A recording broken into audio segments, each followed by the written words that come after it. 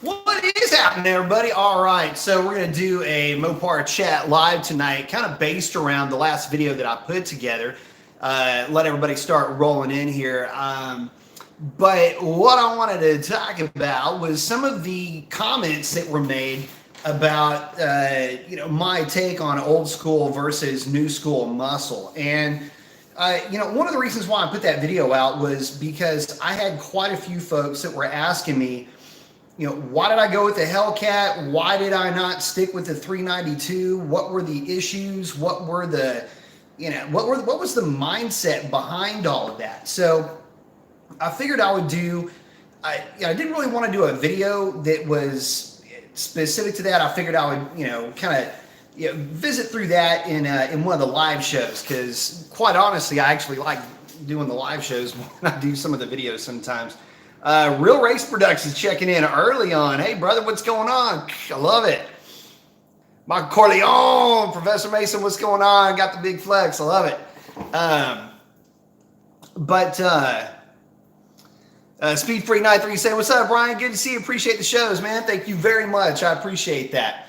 So, guys, what I was going to do is I was going to talk about why, a little bit more in depth as to why I went with the Hellcat, why the 392 had to go, and just some of my impressions on some of the impact why I chose the Hellcat video, with some of the things that come up that kind of crack me up. So, first of all, let me just jump in and say this. It blows my mind how pissed some of the old school guys get when you start to talk about, not even compare, just talk about the old school cars and the new school cars in the same paragraph or in the same sentence. It's weird. It's almost like you can't say, man, I'd love to get a 69 Roadrunner, but I went with a SRT 392. Immediately noses fly up in the air so hard you'd think that necks were going to snap. And I got a little bit of that with that video. And I always thought it was funny that you don't see that with the Ford and Chevy guys. You don't see old school Chevy and new school Chevy butting heads. If anything, you see more synergy there. Kind of the same with Ford, although they kind of go their separate ways on a lot of things. You don't see a lot of infighting or bickering, but damn, man, I'll tell you what, you start talking Mopar and holy mackerel. I mean, it's old school versus new school all the time, and it's pretty funny, and it's kind of weird in a way. But anyway, before I get too deep into that, let me say what's up to everybody. G-Rock the Speed Maniac, what's up?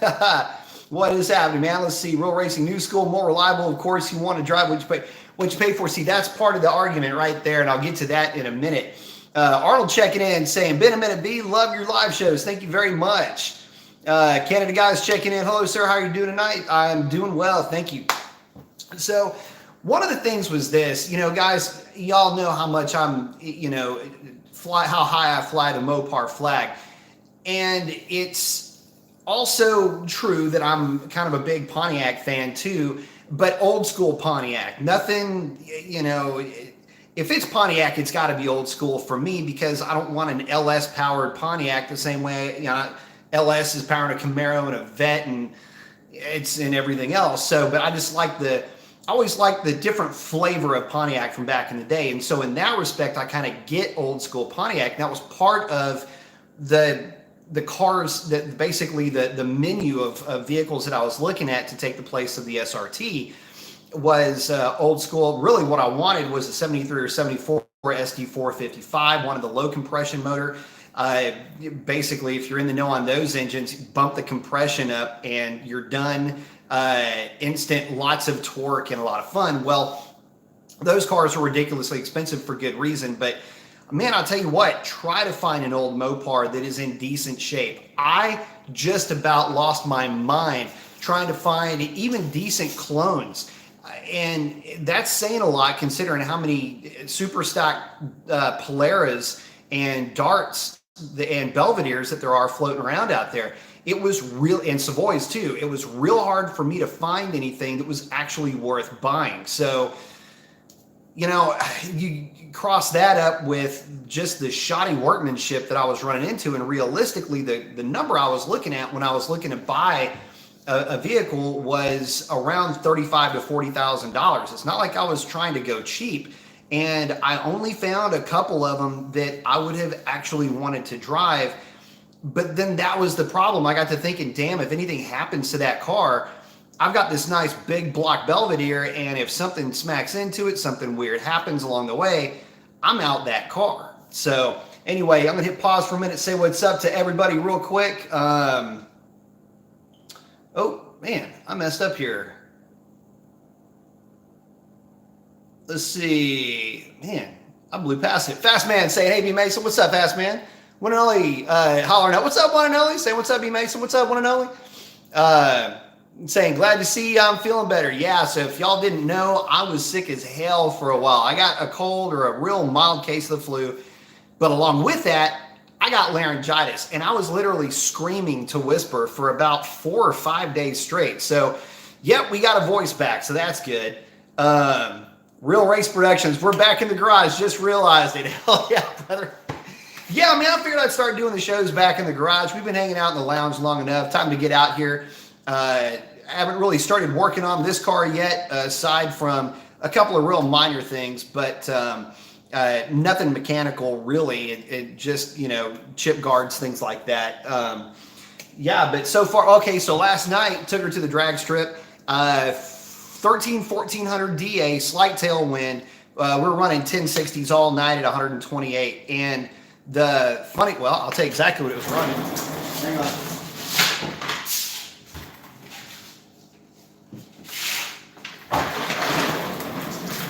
Okay, so last night she was running.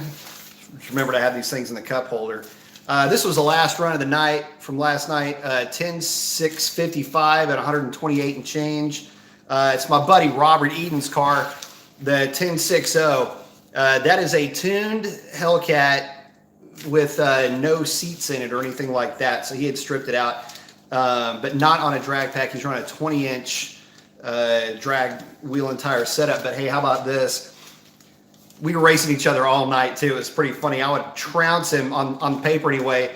Get him all the way through on the 8th mile, but that tune, you know, it just starts dragging up. But so here's a 10.687 from last night. Again, 1300 DA and a 10.685 from last night. So yeah, to say she's consistent is an understatement. But anyway, getting back to it. Yeah, she's, I mean, like I say, stock Hellcat on a drag pack, just the way she sits right now. Still has the original air filter still in it too. So about time I get a new one of those. Canada guy saying, I've got a question for you. I've been searching for a new Challenger RT. I've been searching for a manual. For sure don't want a 5-speed auto, but what's your thoughts on an 8-speed? Grab the 8-speed if you can. I'm a huge fan of the 8-speed with the 5.7.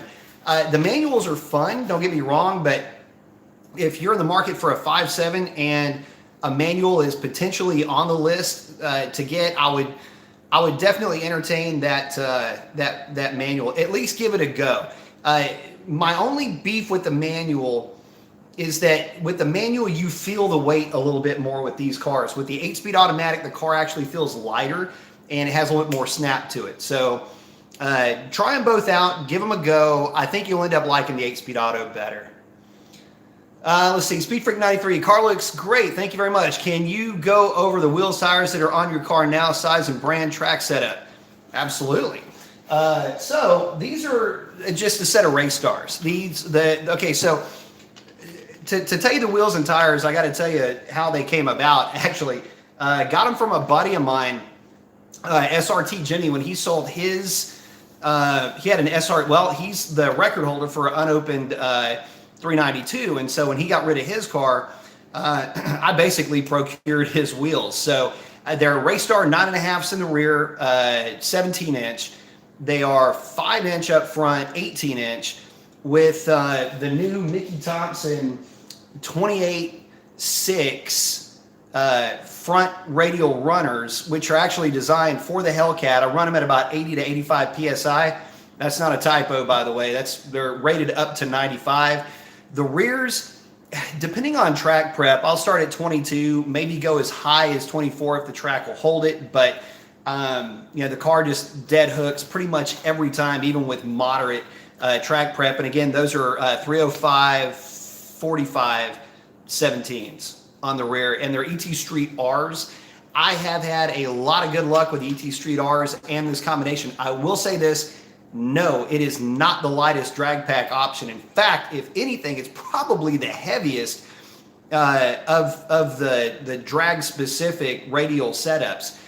In other words, taking the Tri 5R and the ET Street SS out of the equation, this is probably the heaviest, but it's also the most robust. These are a little bit more heavy duty components, and you're not going to run into warping, and you're not going to run into any other weird issues like that. These are heavy parts, and they're on a heavy car. I will also say this, love the runners. They're heavy, but they're stable, and I like that. In fact, they're so stable that I will forget that they're even on the car, and I don't get much shimmy out of this car the way that you would out of a bias ply setup, which would be lighter. But as far as would it be a performance benefit, it's tough to say. I'm really not sure, but the way that I'm putting this one together, it's kind of a setup that most guys would put on either their Scat Pack, their SRT, or their Hellcat. So we're kind of building an everyman's kind of jack of all trades Hellcat over here, and so far the combination works. I mean, a 1047 is the best she's run, and that's into a headwind, a pretty significant one, but at a very low DA. Again, 10.6s last night, 13 to 1400 foot DA with a bit of a tailwind. I don't know, had a lot of fun with it, and she is consistent too. Let's see. Michael Johnson said, I miss the fact you got a Hellcat. Well, welcome to the party, Michael. What year and type, standard or red eye? Okay, so this is a 2015 early production 2015. In fact, her birthday is in November of 14. She is a base model red eye with it's got, well, it's just a base model base model Hellcat, not a red eye. They didn't have red eyes back then. And I mean, it's got Alcantara interior and red seat belts. That's it. I did do the rear seat delete, but aside from that, it's just got a drive shaft and a rear diff brace. Going after the stock record, I can't have anything aside from that and a drag pack. I can't even unlock the computer. So far in really low DA, but with an obnoxious headwind, she's running 1047. The best mile an hour is 130 and a half miles an hour. And that was running a 1050 something, 1056, I think. I can't remember now. Anyway, best mile an hour, a little bit over 130. Let's see. Ghost 74, how's it going? It's going well. Ghost, how's everything going with you? Arnold, cars about to be done. FBO Cam Scat gonna be running in Houston Raceway in 2 weeks. Very nice. 17-inch race stars on 305. Mickey Thompson, should I be scared of breaking anything?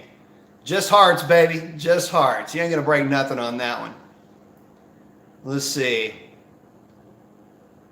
Grab a gear saying I sold my 7446 Challenger to buy a Scat Pack shaker. Well, that's pretty intense. Bet you had some money left over on that based on some of the pricing that I've seen.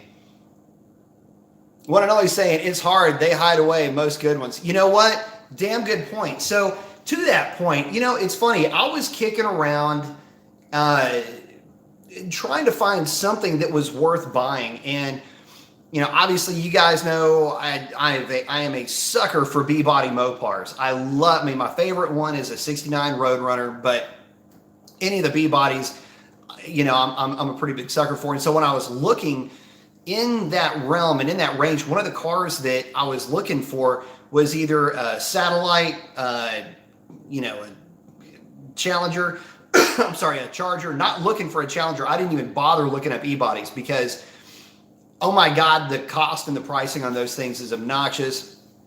Didn't even give it the time of day, if I'm being quite honest, aside from just checking market value and then running like hell.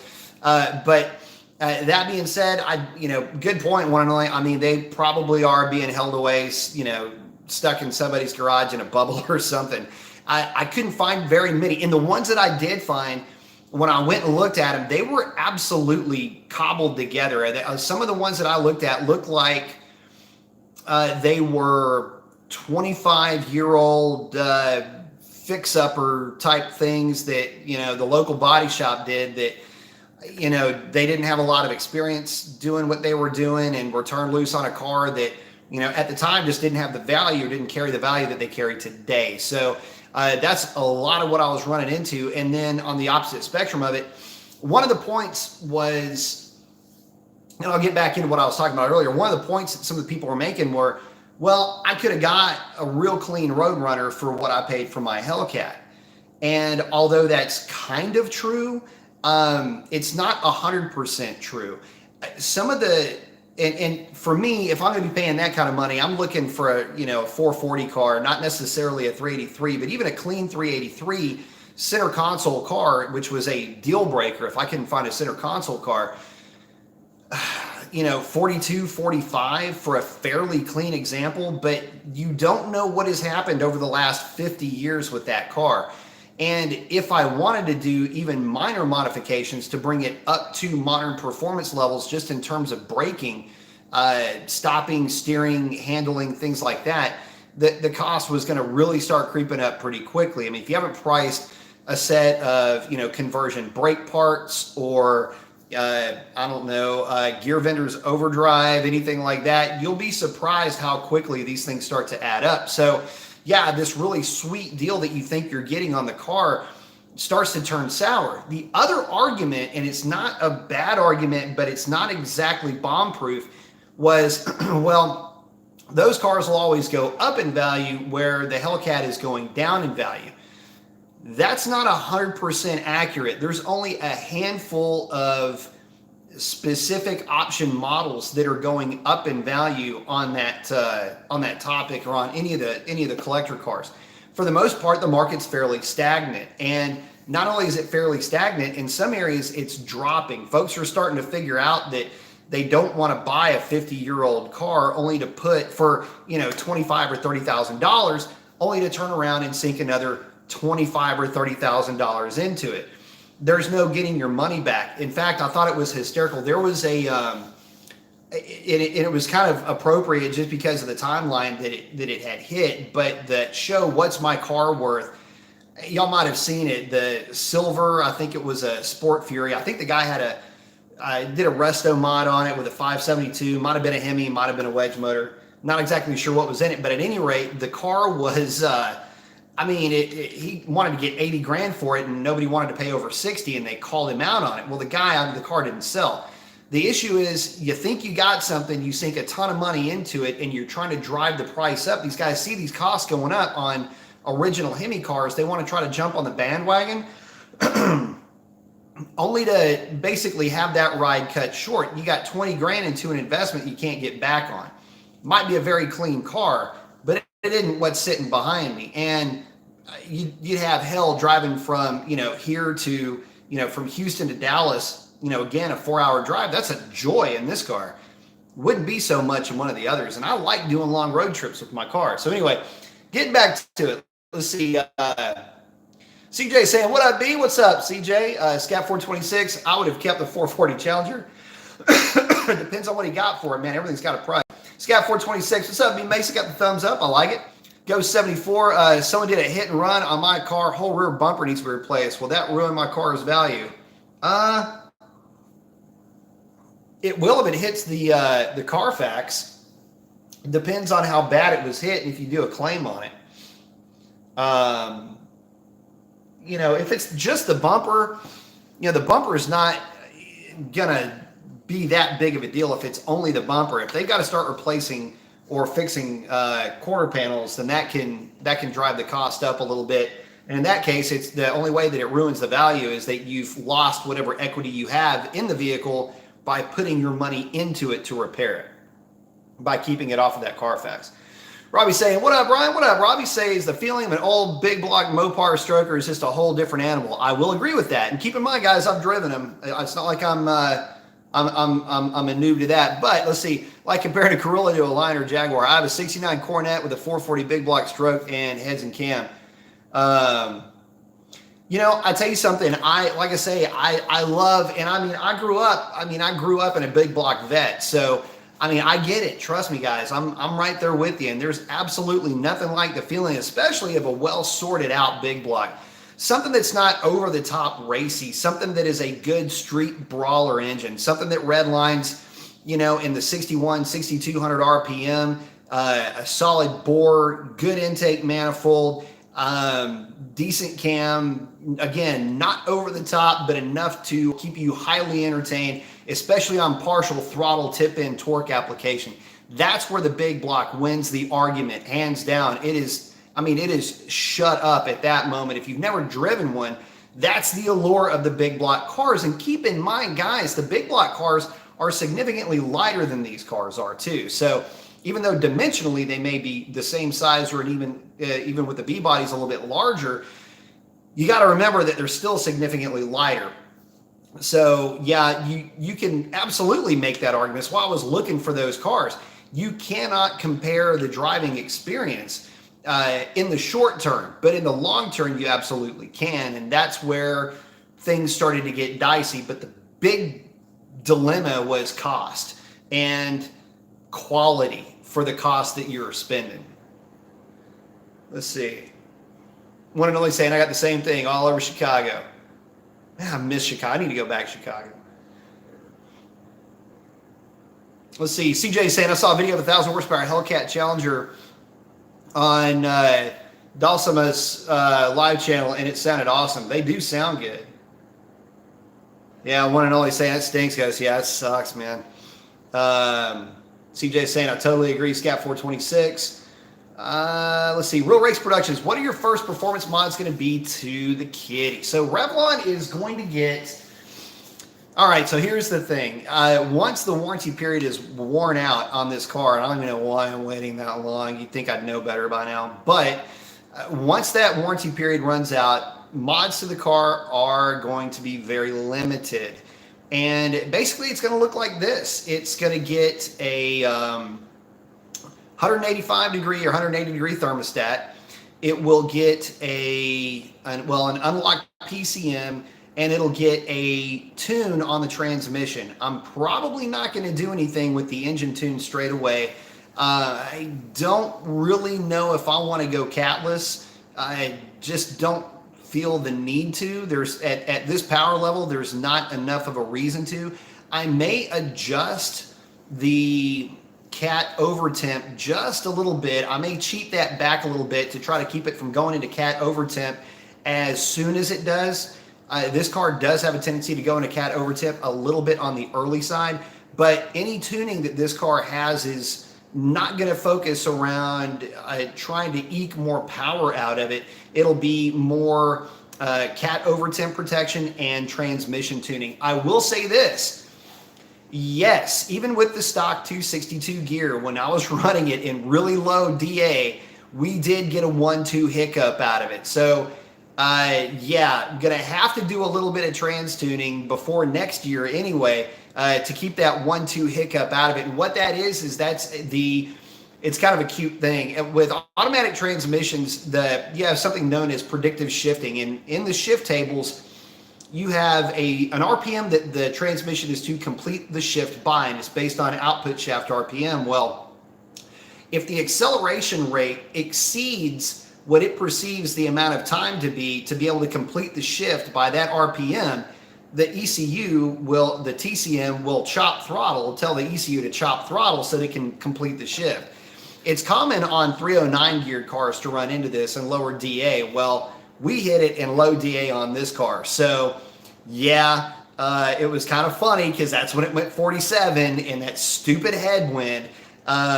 We would have had the record sewn up, but damn it. But anyway, that's really the only main modifications.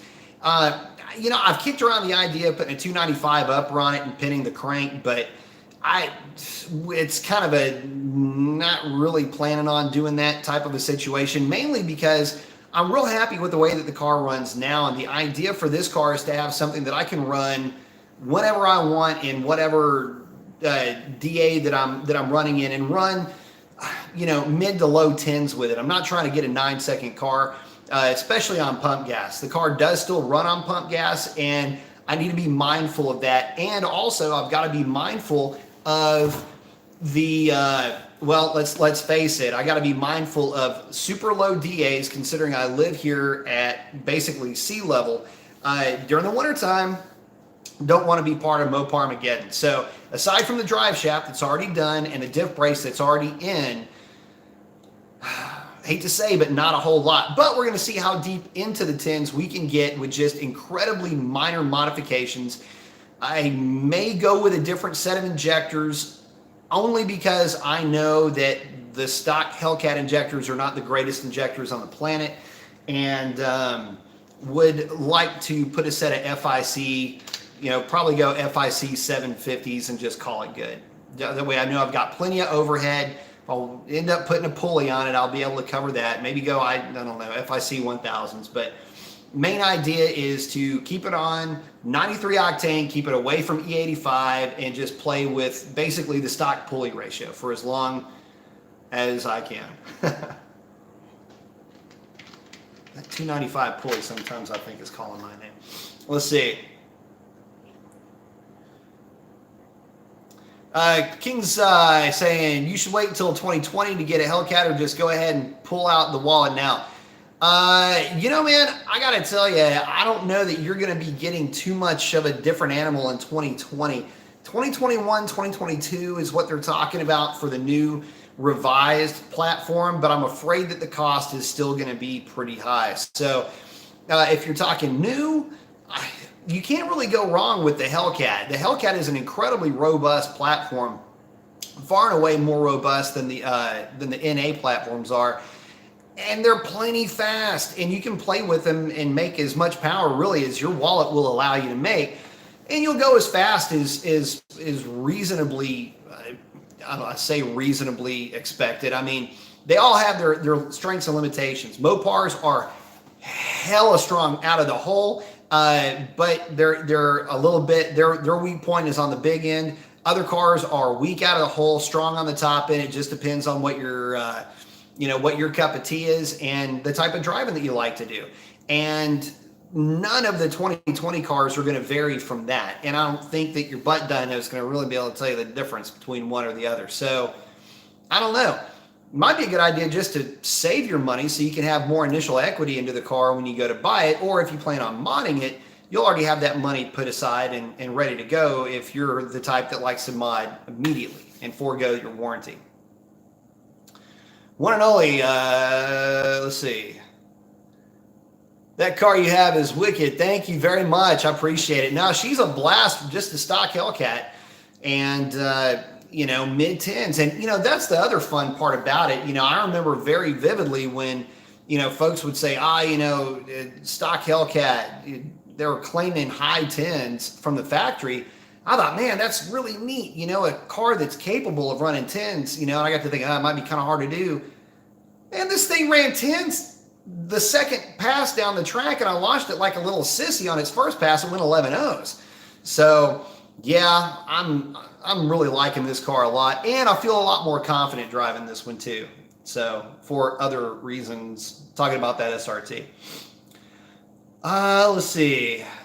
CJ saying, sounds awesome. Let's see, one and only. I am racing for the first time this year, next weekend. I'm going crazy. Oh, man, I bet you are. So one and only's checking in from Chi-Town, and I can tell you, his track is just now opening up. So I can't imagine the frenzy he's going to be going through once he gets his Roadrunner down there. CJ's asking, what do you think of Cleese McFarlane's supercharged 5.4 GT500 swap Crown Vic? I freaking love that car. It's my favorite one in the whole crew. Crayman saying, washing my Mopar right now. Nothing better than having B Mason on the background, cleaning up the beast. I like it. I need to do the same.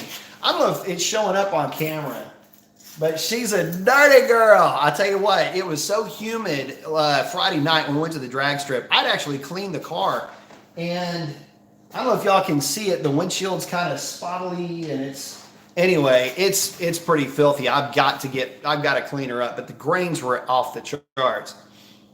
Let's see. Hang on just a second. Make sure I'm not missing anybody. Christian saying, hey, B Mason, good to see you in good health again. Thanks. Yeah, it's good to be back in good health. I tell you what, it was sucking there for a while. You know, it's not like this. It was pretty bad. It's like I got gargled freaking glass. Quick question: 1314 GT500 or manual Hellcat? Ooh, damn good question. My first response is GT500. Second response is Hellcat, but 5149 on a scale here, bro. Here's what I will tell you. If you are planning on modifying the car, if you want to go pulleys, a tune, and maybe exhaust, you know, cat delete pipe, leaving the stock manifolds on the car, that is where the Hellcat will shine. I will tell you that you can easily get a ton of power out of the GT500, but the GT500 is a lot of fun, excuse me, right out of the box. The Hellcat, you're going to feel the weight a little bit more with. If it's me spending the money, I go GT500 if I'm going to get a manual, only because I love those cars to death, and I still to this day, it kicks myself in the ass. I actually started looking for GT500s when this one popped up, and when this car popped up, I swarmed it. I mean, it literally popped up, and I immediately went and picked it up the same day. So, but yeah, GT500 for the win on the manual. A couple of things to look out for. A lot of it has to do with transmission, potential transmission issues, and potential shifting issues. But typically, those cars are going to be pretty sweet. And most of the time, they're very well taken care of. CJ's saying, someone from Canada did a resto mod on an 85 Grand Marquis. It has an 07 Crown frame, 96 Grand Marquis dash, and a 5.4 DOHC 32 valve out of an 03 Lincoln, making over 400 horsepower. That's dedication to the craft. Multiple Mopar saying, I'm in. I like it. What's up, Maltese? What you up to, brother? If y'all didn't check him out, yeah, he had the red eye out at the track this weekend. I don't want to spoil the fun, but that car is screaming with some crazy headwind. Spazman saying, looks like some 1320 scatties are starting to hit the tracks. Seen some impressive times. Haven't had a chance to see any of the times yet, but I'm sure they're decently in the 11s. Yeah, fun car, and it's about time that they release something for the guys that were, wanting to campaign a nice NA grassroots car. Let's see. Got some fun guys. See, they're hanging out between themselves. One and only, there was a 1320 that ran 1162. Just goes to show you, man, that car is no joke, and it's lightweight, and that's really what the difference is. They're a lightweight version, or at least as light as you can get of that Challenger. So I'm loving it for those guys that are getting out there and having a ball with those 1320s. It's what it's made for, man. To get out there, have fun, race on Friday, race on Saturday, race on Sunday, and then drive it to work on Monday. And rinse and repeat, baby. That thing will do that stuff all day long, just like the Hellcats will. Let's see. CJ's asking, what do you think of the Ford 5-liter Coyote V8 and the Mustang and the F-150? Love the engine. Weird about the camshaft gears, or I'm sorry, the oil pump gears on those cars. But great engine. If that engine just had a little bit more displacement, it's just that woulda, coulda, shoulda thing. But I mean, really, 5-liter? I mean, get off of the whole 5-liter thing. Could have just as easily gone 5.8, by the way. I say that, but it's probably a packaging issue because they would have gone with the taller deck height on the block. But still, you get what I'm talking about. Let's see. One and only saying, talking about, one and only's chatting. I got you. Looks like there was talking about that hit and run, man. I would lose my mind if that happened to me. Grab a gear saying, one last comment. I've always been old school, but love the new Mopars. We are reliving muscle car era all over again. We should appreciate and enjoy it. I agree. And I will always love and appreciate the old school Mopars, or any of the old school muscle cars, even the more obscure ones. I'm kind of a big fan of the AMX, the Pontiacs. Love me some Buick. I like the ones that are a little bit more left of center, right of center than your Chevys and your Fords, and maybe even some of your more typical Mopars. They're sexy to look at. They're amazing to drive. in small doses. They're a very rich driving experience, but it can get to be a little bit much, so to speak, if you're trying to take them on long drives. Not that you can't do it, not that they can't be modified to do so. But if I were to do it, I wanted to keep it by the way. If I were to do it, I didn't want something LS swapped or modern Hemi swapped or Coyote swapped. I wanted old school muscle in my old school muscle car. And by the way, that was something else. I would find some real nice, very well done satellite that had a modern Hemi in it. I'm just going, damn, dude, missed opportunity. But anyway, those are some of the cars that I like. And again, even trying to find nice versions of that, and you wouldn't think it would be like that. I mean, you think, the big, the celebrity, blips like the Road Runners or, the Challengers or Cudas. Yeah, they're going to get a lot of love, but man, I was going way off of the menu looking at some looking for some cars that I figured I could pick up, not necessarily on the cheap, but at least fairly well put together examples of them, and it wasn't happening. Let's see. Mopar is saying, I'm thinking I may switch to the R's. I'm running 17.5 on the streets. SS's now, or 17, yep. We are having issues with wheel spinning in the tire. Oh yeah, in the wheel, actually spinning the wheel in the tire. So I'm thinking 15-inch conversion in Mickey R's might be a good idea. I know of a couple of guys that have moved to beadlocks, and a lot of that has to do with the fact that, we're talking about cars that are heavy, that are making a boatload of torque, that have a lot of gear multiplication in the transmission. So yeah, definitely might be something to consider, especially the kind of power you're making with yours. So definitely might be an idea to kick around, because man, I got to tell you, with the amount of torque that y'all are making with the weight of those vehicles, it's real difficult to get those things not only to hook, but for that rim to hold on to that tire. We're getting into that realm where you'd almost want to get an old set of welds and do the old metal screw trick into the tires, man. Poor man's beadlock. I've done that a lot. Let's see.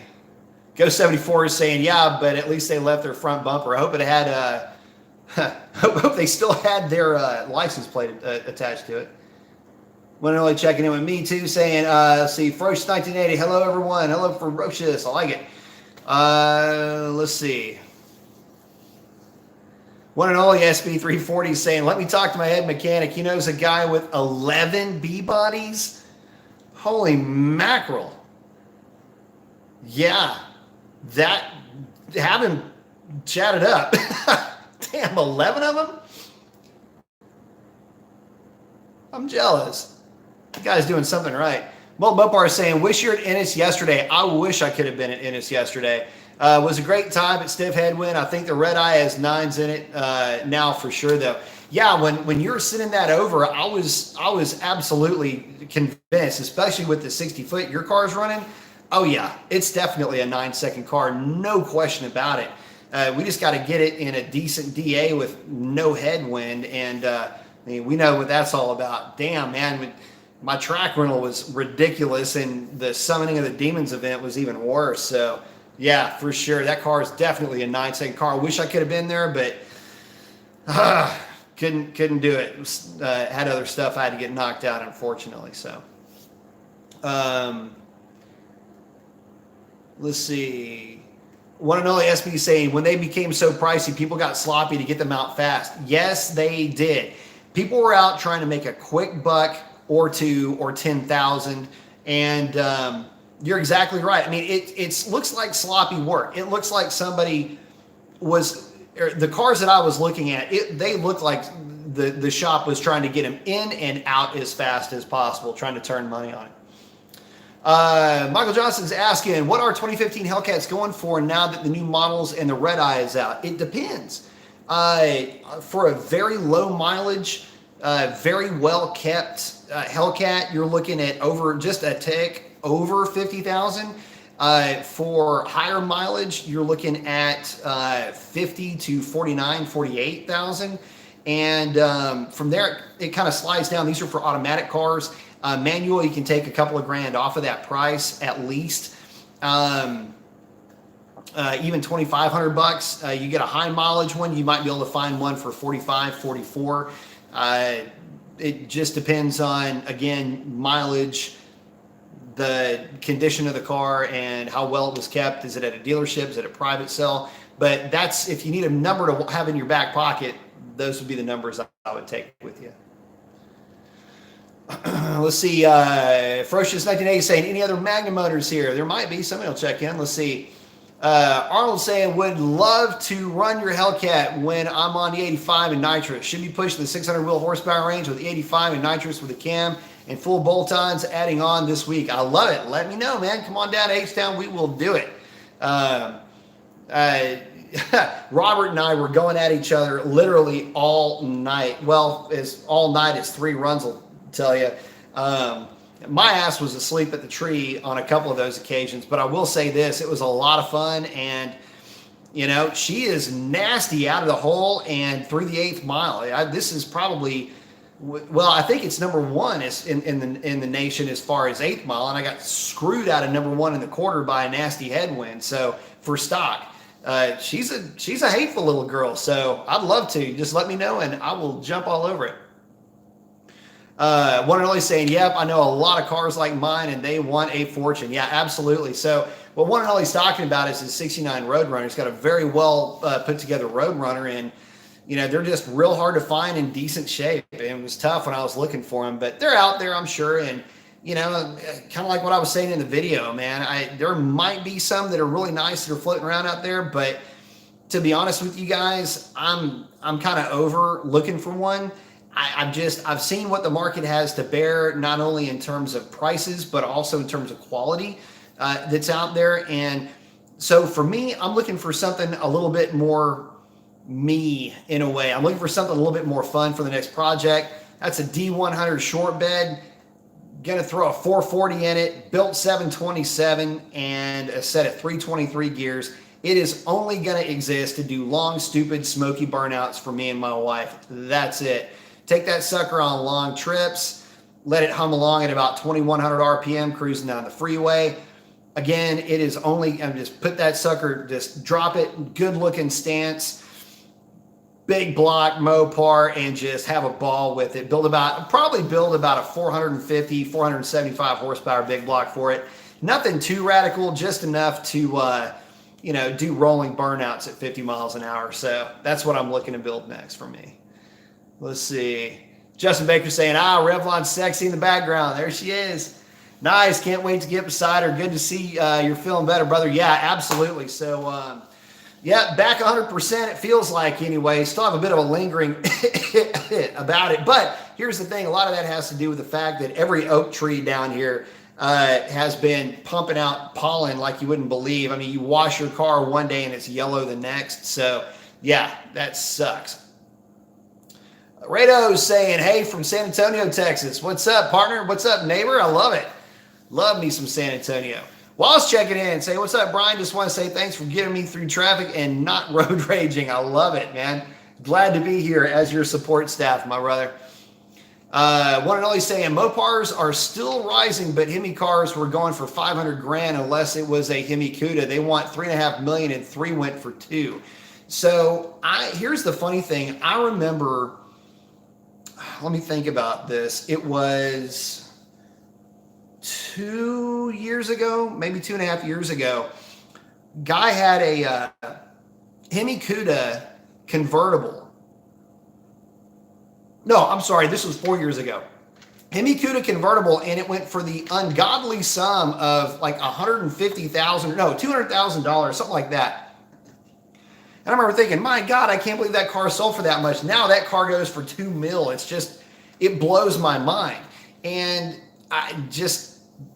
there you go. I mean, yeah, some of them take off in value, others drop like a rock. And so because of that, people try to cobble something together, send it off into the world as a tribute car, and it's just this cobbled up turd. Let's see. Oh yeah, one and only saying it will ghost, but like B said, if it's more than a bumper, yeah, it's gonna be tough. Let's see. Justin's saying, for the value question, it's saying his dropped $8,700 when the dumbass ran a stop sign and took out the passenger side. Talk to the insurance company. They will return the value and then put it on the payment. Good to know, man. Mark saying, hey, Brian, nice shirt. Yay. Hope you like yours, brother. Let's see. One and only saying, if it's just a bumper, you'll be fine. Yeah, just a bumper. Don't worry about it. CJ Coleman, my dad is planning on getting a Scat Pack Charger when my mom gets an SS Camaro. That will be a nice, and I mean a very nice little family rivalry here. One and only saying, my 70 RTSE 440 is that way. Runs great on the street and turns 1022. Man, that's what it's all about. I mean, that's kind of what I'm wanting to do with that truck. I know it's not going to hook that well, but I don't really care. Like I said, it's just going to exist to make noise and make me and my wife giggle from ear to ear. So all I need is a 440 and a 727 and a mild set of gears, and I'll be happy as a clam. Sam saying, I really want to know why my truck breaks every time I go to the city. I don't know, man. Maybe he just doesn't like where you're driving it. Real Race Productions. I did stainless work catless mid pipes also. The smell has been killing me. Is there any way around this? I'm not tuned for it. I put spacers and haven't had a CEL in over a month. I would say this. Yeah, you're going to need to, you're definitely going to need to tune for it. And, but the smell is kind of subjective. I never really had a problem with the smell. Didn't really notice it, to be honest, with my SRT. You'll mainly catch it though on startup typically. And that's because you've got a richer mixture, regardless of if you got cats or not. So, but yeah, you're going to definitely need to get it tuned, even though you've got the, you've got this, you've got I'm guessing you've got the spacers that have that little bit of ceramic in them. Those actually seem to work pretty well, but yeah, I would definitely still say get that sorted out, man, with a tune. Real Race Productions, $4.99. Thank you very much. I appreciate it. Same bless you. Yeah, a little bit of a sneezer. Thank you very much, man. I appreciate it very much, my friend. For sure. Let's see. Sorry, I just accidentally flicked past a bunch of folks. Let's see. Rado 112 saying there's a guy doing an engine swap with a Hellcat to a 350Z. I haven't seen that one, but I have seen the one with the Miata, so that ought to be all right. Molten Mopar is saying we saw that a couple of times yesterday. 1-2 hiccup. Also saw some drawn out shift times. That's going to be what you're going to be up against pretty quickly with the transmission tuning. You got to get the transmission tuning sorted out. And it was so funny too, because when mine did it, I actually started laughing on that pass, by the way. I mean, and it came out of the hole hard. I mean, it was so awesome. Yep. And it just, and caught second. I thought, you little son of a... So anyway, yeah, that's exactly what it is. A couple of minor changes to the trans tune, clears it up, no problem. Really, usually fairly easy to fix if you're running the stock gear. Your stock gear is a 309, so it's a little bit tougher for the 262 guys that switch over to the 392 gear. Those can be a little bit more difficult to sort out, only because there's some stuff that is in the tune that you don't have access to for the predictive shifting protocol. But if you're sticking with the stock gear and you're still running to the hiccup, it's pretty easy to tune out of there. CJ's asking, what year of Dodge pickup do you plan on getting? I am looking for something from basically 1977 to 1984, 85, somewhere in that range. Short bed. Doesn't have to be anything nice. The only prerequisite is V8 and an automatic, because leading up to me putting a big block in it, I'm still going to hot rod if it's probably a 318 that's in it. I just still want it to be able to make noise and light the tires up in the process. And that way, when I put the big block in it, it'll just kind of slip right in and it'll be done deal. Let's see. One and only SB 340 saying the Road Runner is stripped. Basically, I can run on the street, but honestly, it's not a street car. She said 901 my last run last year. All winter thinking about that. It's kind of tough to call that a street car, and I guarantee she will get you to the track and back. So technically, it is a street car. Multiple Mopar is saying we will get it wrapped up with trans tuning. Beautiful, I love it. Yeah, that was the one thing that I noticed that made the biggest difference with the Hellcats is just making a few changes to the shift points. That typically makes all the difference in the world as far as collecting ET. Triple Thread is asking, hello B, is there a big difference between 275 versus 305 drag radials? I'm trying to decide which way to go. If you're on the stock 9.5-inch wheel, I would suggest going with the 275s. Mainly because if you go 305s, you're just not going to be taking full advantage of the section width of that tire. And it will also have a tendency to cup under at lower pressures and to bulge at higher pressures. It's just how the sidewall flex thing works. So if you're on a really well prepped track, yeah, you'll still hook either way. Like I say, I ran 275s on my 392 on the stock size wheels, and it did great. So that's kind of my go-to tire for the NA cars, and even for the Hellcats. If you're running a stock size wheel, I suggest just going with a stock size tire. Best way to go if you're running drag radials. I love it. Multiple Mopar saying PCM Unlock Fund. Yes. So true. Thank you so much, brother. I appreciate it. So that's yeah, I still have to pay full price to get my ECU and PCM unlocked. Freaking $250. Bullshit. But anyway, thank you very much, my brother. It will definitely go to good use. No doubt about it. Soon to come, by the way. Jebediah saying, I knew that pulley would be itching at you. Yep.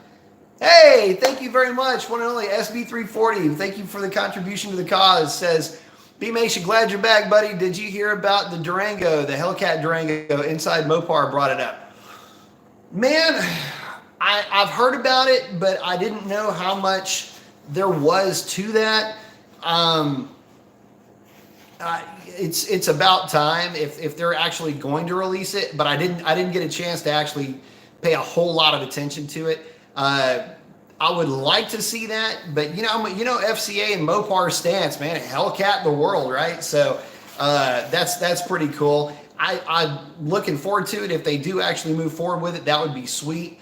The other thing that I'm looking forward to is just what all are they going to do with the Charger, because the Charger is, it's getting the wide body treatment finally, which I think is way overdue. And I'm interested to see if they're going to throw a little red eye love at that Charger. Haven't heard anything yet, but there's some speculation running around out there that they may also be available with a red eye option. But you know how that stuff goes. You know, the speculation in the rumor mill is out there pretty good. But thank you guys very much for the contributions to the cause. Very much. One and only saying, people better get out of my way. Hell yeah, brother. I love that. Justin saying on your Cletus car comment, I built the rear diff in that thing. Oh, no kidding, man. That's awesome. Yeah, that is my favorite car out of the group is the Clickbait Patrol P71. I love that. Chris Taylor saying, B Mason, what's up, brother? What's up, Chris? If you put a diff brace, it voids warranty. Ask Demonology. Yes, it does void the warranty if you take your car to the dealership with the diff brace still bolted to your car. Or an aftermarket drive shaft still bolted to your car. That will void your warranty as well. Let's see. Sean Egan saying, hi, Brian, favorite GT500, 13 or 14? Oh, man. Probably the 14. It's the last, it's on its way out. It's already really powerful from the factory. Aluminum block 5.8. That's probably the way I'd have to go with that one. I know that, I can't remember, the 13 was still the 5.4. No, you can make some boost with that thing, make a ton of power. But for me, I think the 14 is just a better car all the way around. Plus, I wouldn't be if I owned it, I wouldn't be throwing a ton of money at it. So that's in terms of mods. So that's what I would do with it. That's why it would be my favorite. Sam saying, man, I lost my belt tensioner and fan and belt. It sucks. Damn, that does suck, man. Let's see, CJ saying, or the Coyote should have a displacement of 7 liters. The problem with that is the Coyote at 7 liters, you wouldn't be able to fit that thing under the hood of a truck. I mean, that thing would be massive at 7 liters. You got to remember that the Coyote, the way that it sits now, physically is larger than the Hemis are, and is about the same weight in terms of shipping weight. So it's making a lot of power per displacement, but for the weight, it's not. And granted, again, it's got crazy flowing cylinder heads and intake manifold, the whole bit. There's a lot of technology in that power plant to make it do what it does. But man, to be honest with you,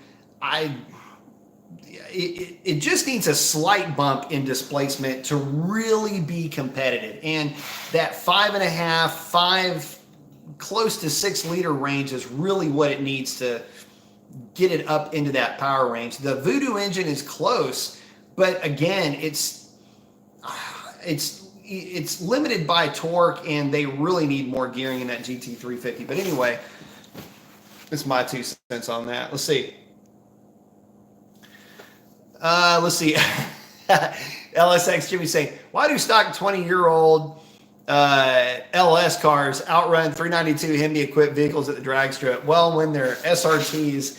No, man. So Jimmy's got an ex-cop car Camaro, 4th gen, and he was out there whooping up on this old SRT with a 392 Jeep. That was pretty funny. But just goes to show, man, you can have a riot with the old school hot rods, and I'm looking forward to your Camaro, man. That thing's going to be nasty with the turbo setup, but it was neat seeing that thing go down the track in stock NA form, and it's just a bit of a reminder. I mean, again, that car running 13s, low 13s, that's fast for the day too. So I'd say you got a pretty stout example of that car, man. That's good stuff.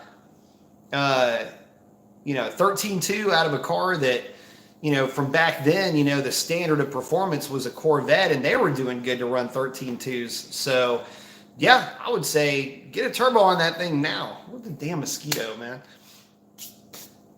Send that bastard to hell. Let's see. Let me know if you need any help working on it. Let's see. B5 is saying, what up, B Mason? What up, B5? Let's see. Christian McVeigh saying, yeah, the 1314 GT500 is definitely a solid option. Still tough to choose between that and the Hellcat, though. I noticed this recent boom in satin black hoods, especially Mopar cars. How did that originate? The satin black hood thing started out as it was a thing back in the 60s and 70s. It was an appearance package, kind of a hot rod appearance package. Some guys will say that it came from SCCA racing. Other guys will say it came from NASCAR. The idea behind a satin black hood is that under lights, you didn't get a glare off of the hood regardless of the paint color. So that's where that originated from. But it's an old school thing that carried over to some of the modern cars, something that had been kind of, left by the wayside, so to speak, and it made a comeback.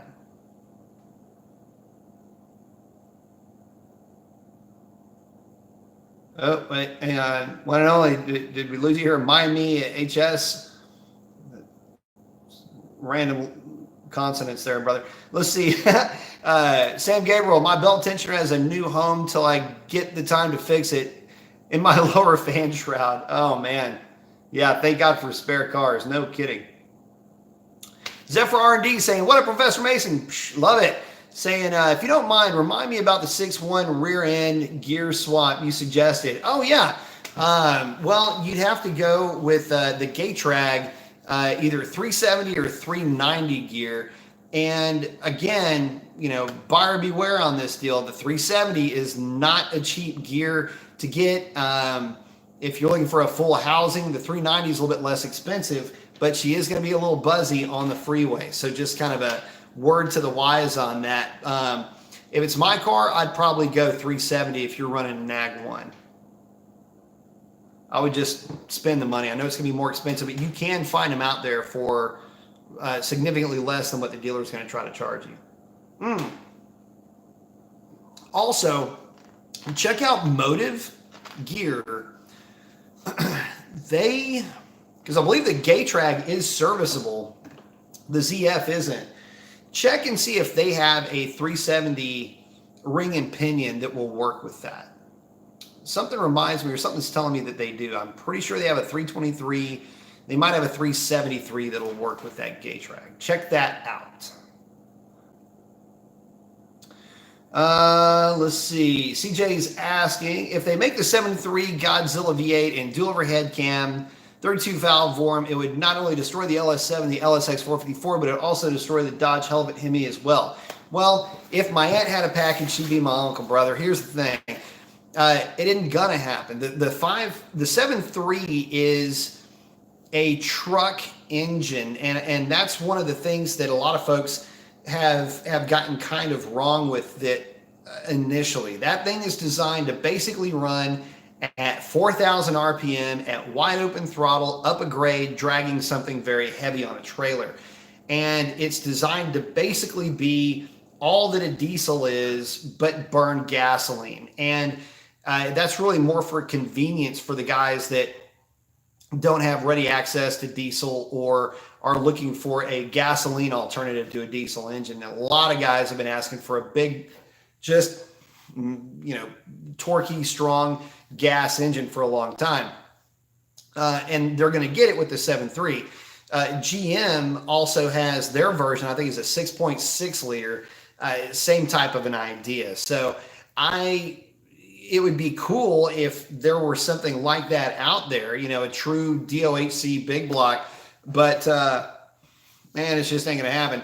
The other thing is, not only is it not going to happen, but, you could see a doubling down on, some of the EcoBoost variants and things like that moving forward for the trucks, for the other gas options. So, you've already got the 2.7. Chevrolet's got their 4-cylinder out, which is, are you kidding me? But the rumor mill is churning that Dodge is going to have an inline 6 with a turbo, which if they do that, I mean, dude, come on. I'll jump all over that. But, that's kind of the trend that we're seeing right now. So it works. It happens to work very well. And I think the technology is to the point where the big naturally aspirated engines are just going to be going by the wayside for the trucks anyway. And any development as far as a performance application, I'm just not so sure you're going to see it just based on the initial run of what that engine was designed for. It's not to say you can't modify it or create something of that displacement that would work. Absolutely do that. But and the reality is that they're gonna look in a different direction, mainly in lighter weight engines, something that's going to spin high RPM, lots of throttle response. That's really what they're going to be looking for. It'd be cool if they did it, but I just don't see it happening. Let's see. B5 Hemi is saying, what rear swap would you recommend for a 6.4 auto?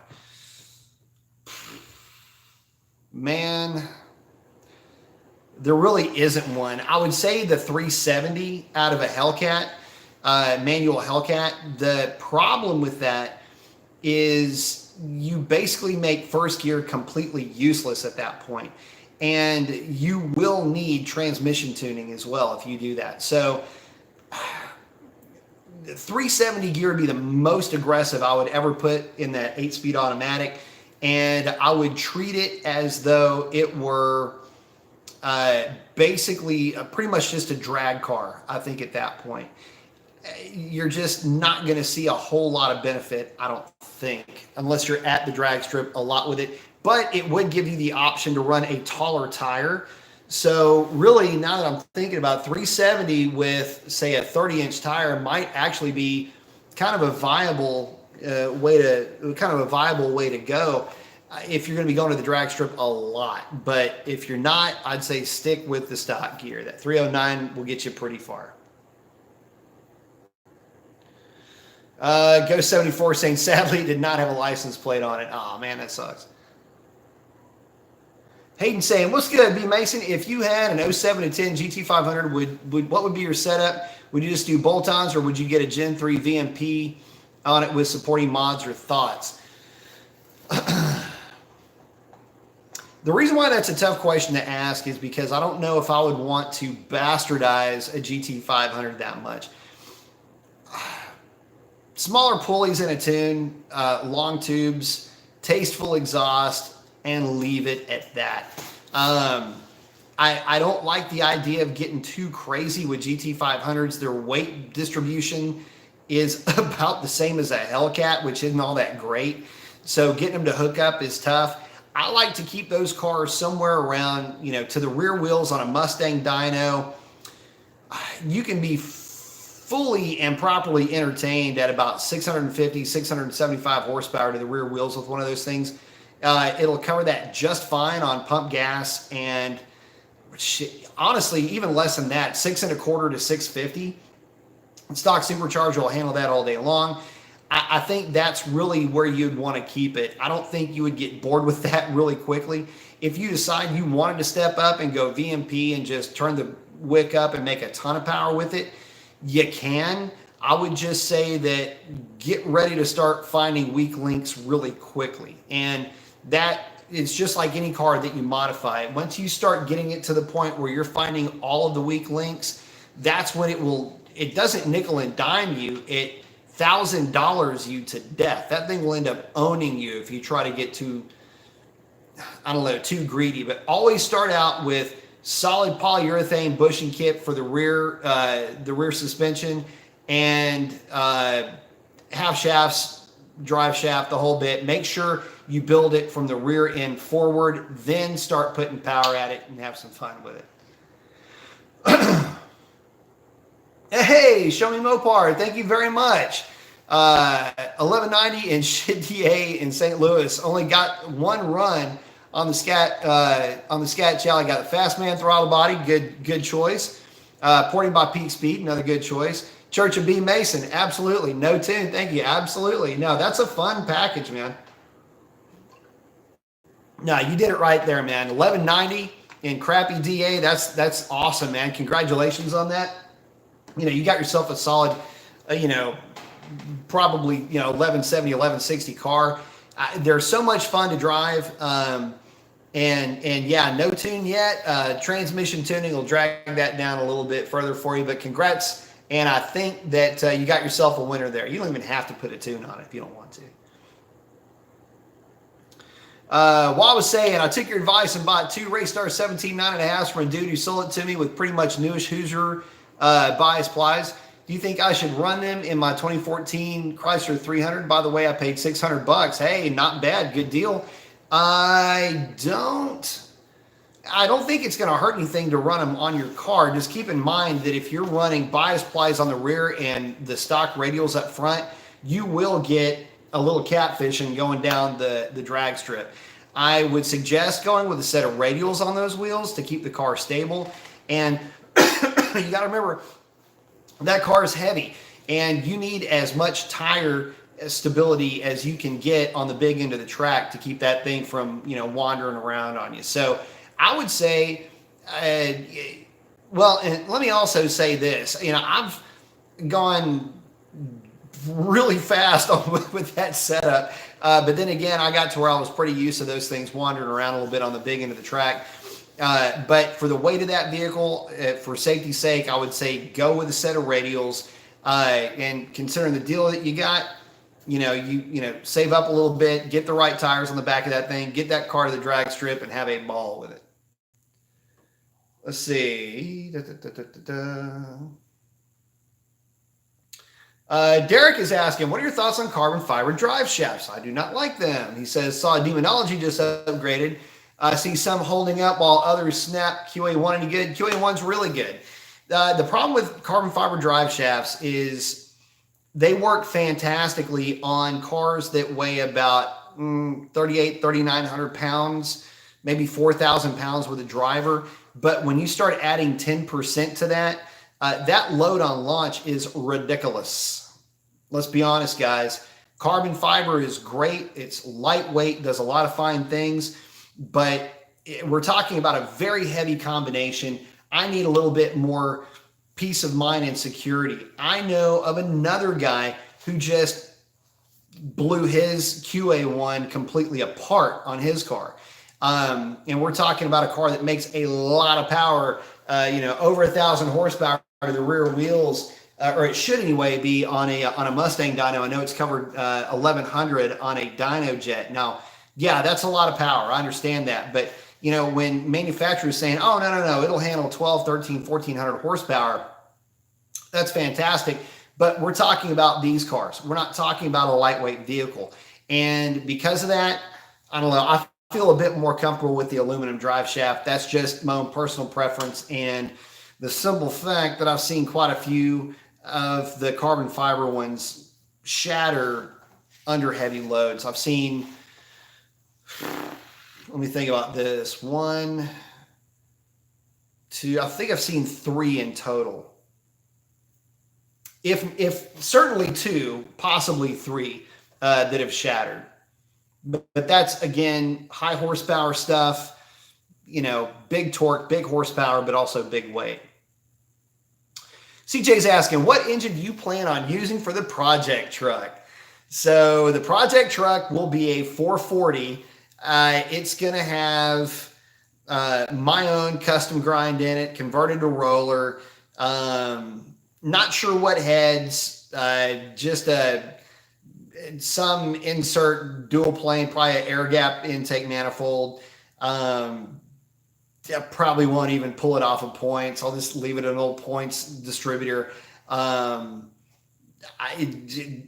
just something, something that will sound good, light the tires up. But yeah, the idea is to just find a 440 out of a motor home or, out of a boat or something and just, do a pretty basic backyard build with some really good parts and some very good machining.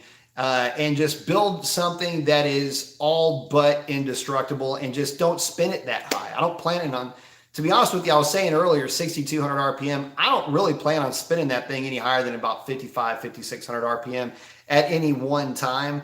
If I do take it to the drag strip, the setup will be such that it makes peak power right at $6,000. So that'll give you an idea.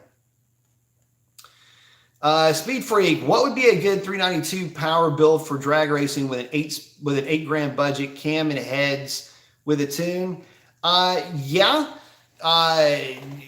Cam, heads, long tube headers, cat delete, stock rest of the exhaust on the 392. That'll get you pretty much where you need to be.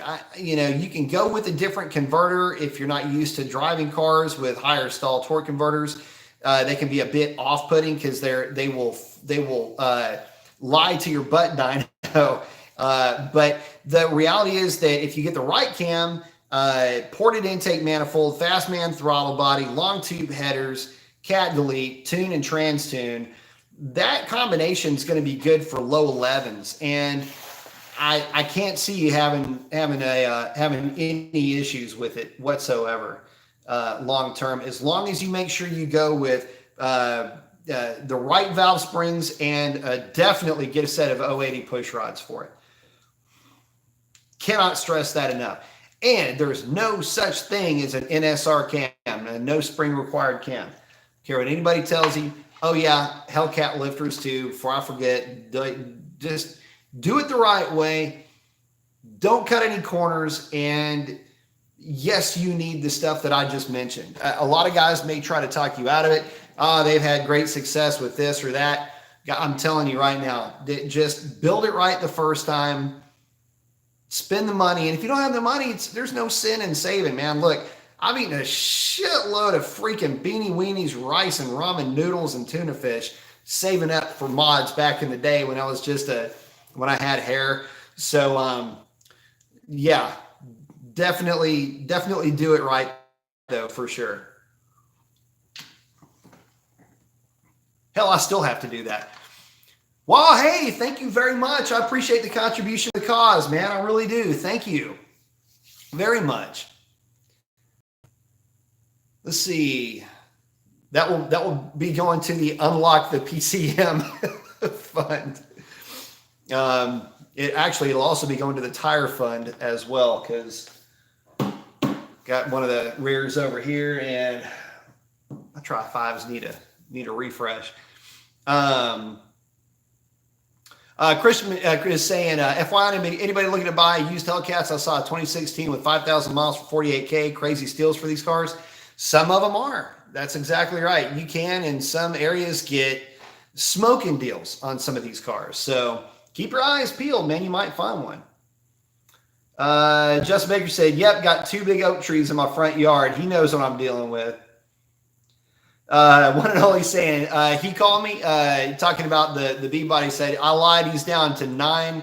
He has a 66 satellite that he may let go for what he has in it for me. His grandfather has 2 D100. He does not know if he wants to sell. He will check.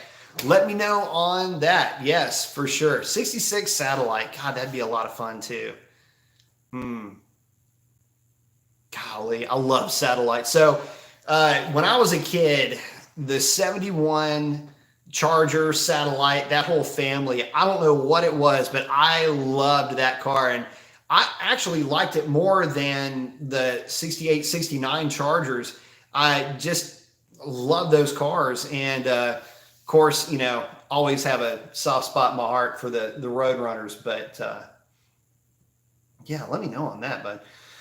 William Tatum saying, would you buy the new CUDA? It depends. It really does. And I'll tell you something else. I don't know if, because of the performance level and just the sheer fun that I have with my Hellcat, I don't know that I would be so quick to jump all over the CUDA since I have my Hellcat. But that being said, the CUDA, if it is what I am to understand it to be, with the revised LX platform, it's gonna be a pretty killer car. But I don't know that your butt dyno is going to tell you a whole lot in terms of power or in terms of performance, because it's slated to be a slightly lighter weight version of the current LX platform. Same horsepower, same torque, a little bit lighter, but not a lot lighter. And so far, we've been able to prove that even pulling significant amounts of weight out of these cars doesn't really translate into a huge power advantage, or at least ET advantage, I should say. Derek Sizemore is saying, old school 426 or 440 if you had either option for an old Mopar build. 440, mainly because parts are a lot cheaper and easier to get a hold of. And I know that I can put together a 440 that will give you all the power and performance and reliability and serviceability that you could ever hope for in a large displacement hot rod engine. A 426 is nice on paper. It's fun to lust after, but to be honest with you, I think that an old hot rod would benefit more from the 440 than the old Hemi. And again, at this point, honestly, man, it comes down to cost. When I joke around and talk about the Mopar tax, bro, there ain't no tax like Hemi tax. So, that's taxed on top of taxed. So, but yeah, the 440s are very readily available engine as far as the race block engines. I think that if you could get your hands on one of the re-release Hemis, that would be nice. But there's so many 440s out there that you can build and make plenty of power. I just don't see any reason to go with that Hemi at that point. Let's see. Sam saying, B Mason, why not get a W100 or a W150 short box? So the reason why is when I was a kid, and this is kind of going back to my roots here, give you guys some quick family history. My grandfather raced stock cars right after World War II. In fact, he was racing NASCAR before NASCAR was NASCAR. And he had a 1981 D100 with a 6-cylinder. It was the kind of the family carry-all work truck. It was a long bed. And when I was between 10 and 12 years old, we used to go out to the old oil field roads, which are just old shale roads. And, it was him saying, you got to learn how to control the skid, get this thing sideways. And so anyway, I was being taught how to drift when I was, 10, 12, 13 years old in this old D100 long bed with a 6-cylinder on old shale roads. So that's kind of what I'm looking to recreate a little bit, but, have my own flavor to it. It's got to be a short bed. But yeah, and the other thing is I definitely want to have that Ram hood emblem hanging off the front, because that old Ram that I was playing with back then had that. So I think it was an 81, or God, it's been a long time ago, obviously, but that's why. I mean, I just, light duty truck with a big block. That's what I'm looking to build. Justin saying, I've been running into that 1-2 hiccup last couple of days with the cooler weather. Just really need to get this built trans in and over to Pikes. Yes, sir. Hey, we got somebody in from the Middle East. I like it. That's so cool looking. Saying hello. What does B Mason look like in that language? I bet that's cool looking. I like that. Thanks for checking in. Real Race Production saying, sorry to ask this again, but you skipped over it. But, oh, shit. Hang on. I missed something. Sam saying, I might be able to find you a W100 or a W200 crew cabs. Got to be a regular cab, short bed. The wife will not let me bring it home if it's not. Let's see. Real Racing Production saying, I made 455 wheel on 93 octane tune on my 392. Very good. I'm doing 85 this week. What expected horsepower and torque gauge do 392s? On the 85. So get ready for a jump in torque down low. They will make a significant jump in torque. Don't look for horsepower though. The intake manifold simply does not flow enough air to feed E85 on the big end of the RPM band. But down low, it will absolutely get you a torque bump. So, the timing profile will not be that different from where you are now. The main bump in performance is going to be in dropping that cylinder pressure and the added mass of the fuel going into the cylinder, basically raising the compression ratio, artificially raising the compression ratio by the simple fact that you've got more mass in there, and it's more mass, but you're still burning at a stoichiometric value. So, wow, it's Sunday, brain already fried. So, stoichiometric value, or at least 12.7, 12.8 to 1 version of that value. What I've seen on the dyno, that is exactly how it goes every single time. Now, for cars with a cam, you can stretch that up a little bit on the big end, but that has really more to do with mitigating pumping losses on the big end of the RPM range. But if you're still running the stock cam, that's exactly how it's going to go, and the car will feel punchier down low, and it'll feel punchier on throttle transitions as well. But they do love E85, by the way. Spadsman72 asking, are those Mickey Thompson 18-inch front runners a new tire? They're kind of new. It says, I don't see them on Mickey Thompson's website. They are, hang on, I'll get you the exact part number here. Hang on just a second. Where's my bank chair at? Let's see. All right, they are 28 by 6 R18 LTs, and Sportsman SR is the designation. So if you do Sportsman SR, that should get you where you need to be on that. Let's see. Mark's saying, I love it, man. When you build that D100, what wheels are you wanting? Steels, baby. Steels and hubbies. I'd go Dukes of Hazzard myself with some really fat BFG radial TAs. Love those old Dodge trucks. I do too, man. No, I want to go steel wheels with the stock Dodge hubcaps, either the stock Dodge hubcaps or Dog Dish, the Dodge Dog Dish hubcaps. But I just got to find one. God, it's impossible sometimes. I really do think it is. Siphonics asking, did you see the LS versus Coyote done by Power Auto Media? I don't think I did. I'm thinking of another one. Sorry, I'm thinking of another one. Long story, but they both blew up. But the LS 427 blew at 1785 and 1422 torque, and the Coyote blew up at 1300 and 900 torque. But Ford guys cried. Well, yeah, I mean, that's going to be tough. The LSX stuff is really tough to beat in that arena. So, yeah, Siphonic said $15,000 engine build. Damn. Looking to build mine for, I don't know, a couple of grand plus machine work. Let's see. Blew it up at 1,700 horsepower. Isn't that crazy? Like, we're living in these days now, for real. Like, you can build a 1,000 horsepower in a big block in your garage, or you can build a 1,800 horsepower freaking boosted application. It just drives me nuts if that's the case.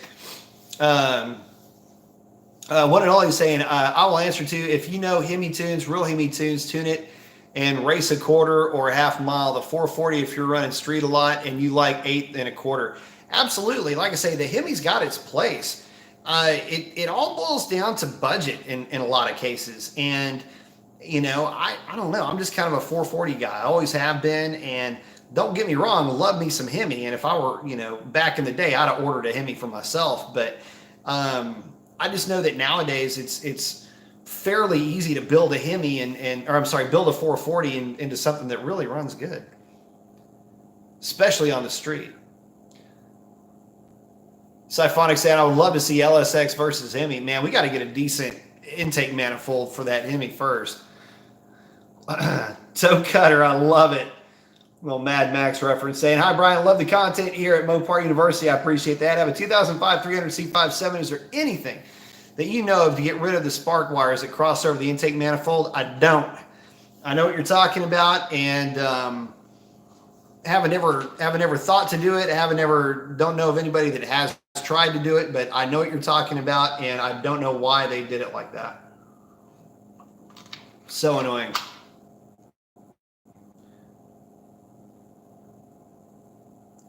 What am I saying? Inside Mopar are right most of the time. I normally would not believe that stuff, but Inside Mopar is a good internet magazine, and they have lots of contacts in FCA.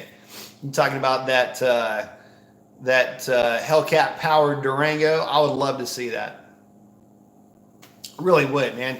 Third seat with a Hemi, heck yeah, or with a Hellcat Hemi, hell yeah.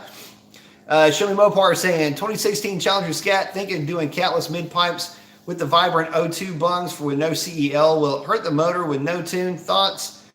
I know Shalandra had none, but it was tuned. That's correct. So I don't think, you're not going to hurt anything engine-wise. That is just a secondary check to make sure that the catalytic converters are working properly. One thing you got to remember, though, is that you will still go into catalytic converter overtemp protection mode. So even though you'll have a cat delete pipe, you'll pick up a little bit in terms of torque, but that's not to say that it won't still go into cat overtemp, and it will go into, and what that does, it just means it's going to go real rich if it thinks that the cats are getting too hot, because you have to remember that's an inferred value, not a measured value. And it will absolutely fatten it up. So you'll get a temporary fix there in terms of picking up a little bit of bottom end torque, but you will still go rich if you don't have a tune to accommodate it.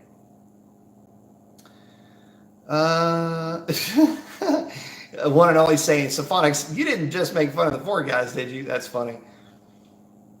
One and only saying, hey, B5.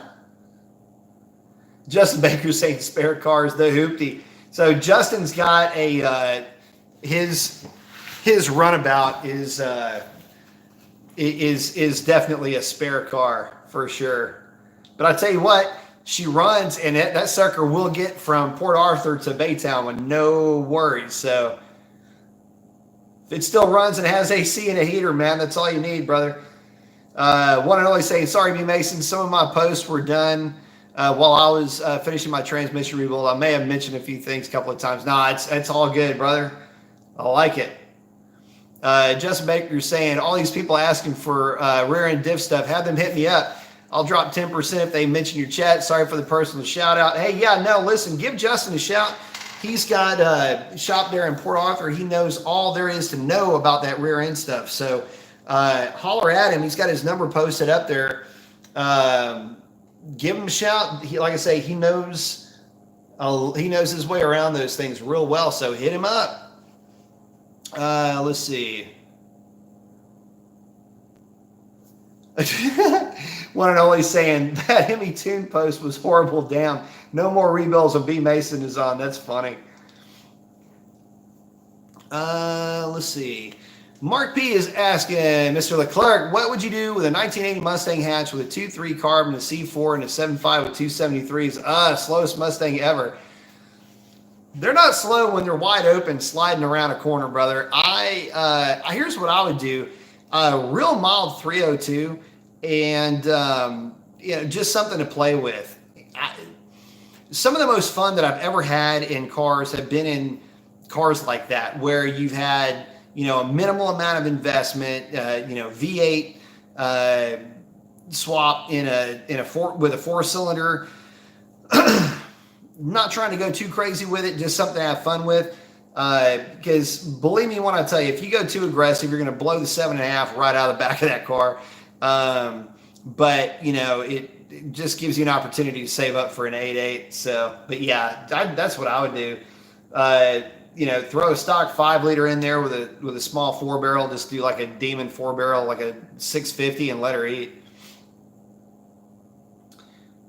Let's see. Sam Grable saying the Eco Diesel will make a comeback in some form, maybe eventually. I don't know. I'd like to see that. Let's see. Derek saying, so QA1 carbon fiber and 800 horsepower S550 Mustang should be fine.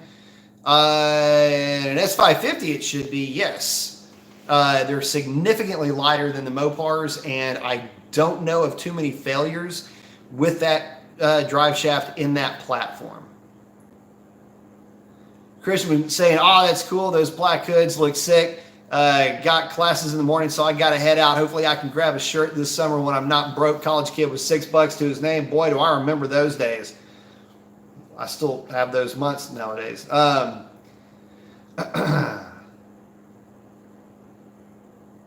Good deal, brother.